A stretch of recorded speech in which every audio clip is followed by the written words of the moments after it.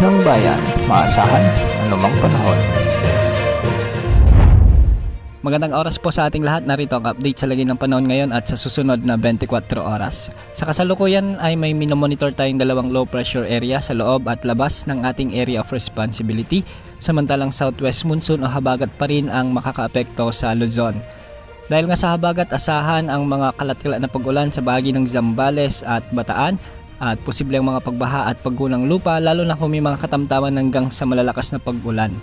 Samantala, makakaranas naman ng maulap na kalangitan na may mga kalat-kalat na pag-ulan na may kasamang localized thunderstorms sa bahagi ng Ilocos Region, Cordillera Administrative Region, Cagayan Valley at ang nalalabing bahagi ng Central Luzon. Dulot pa rin ito ng southwest monsoon kaya posible pa rin ang mga pagbaha at landslides lalo na kung may mga katamtaman hanggang sa kung minsan ay malalakas na pag-ulan.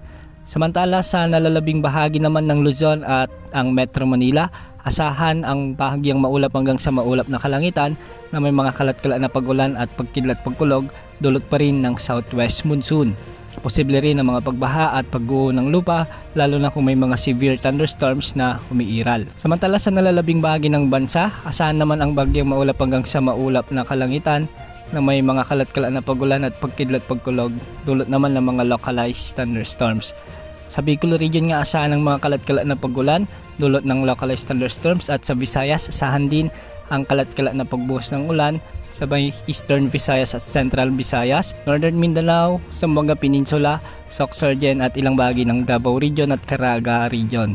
Ang mga lugar na ito ay posible ring makaranas ng mga flash floods at landslides lalo na kung may mga severe thunderstorms. Para naman sa update sa ating binabantayang low pressure area, ang isang low pressure area ay huling namatan ng Pag-asa sa layong 830 kilometers east-northeast ng extreme northern Luzon.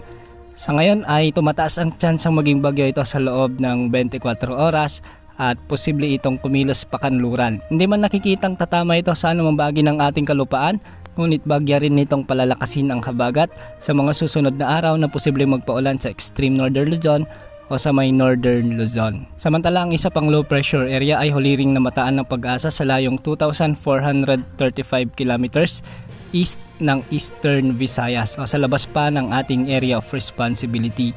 Ayon sa Tropical Cyclone Threat Potential Forecast ng Pag-asa, inaasahang kikilos ito ng hilagang kanluran at posibleng pumasok sa ating area of responsibility sa susunod na linggo. Posible rin itong maging bagyo at posible ring manghila ng habagat na siyang magpapaulan din sa malaking bahagi ng bansa sa susunod na linggo. Ang susunod na dalawang pangalan na bagyo na ilalabas ng Pag-asa ay bagyong Ferdy at Hiner. Bukas asahan pa rin ang pag-iral ng habagat sa may northern Luzon at asahan din ang mga kalat-kalat na pag-ulan lalo na sa hapon at gabi sa malaking bahagi ng bansa dulot ng mga localized thunderstorms. Yan ang update sa lagay ng panahon.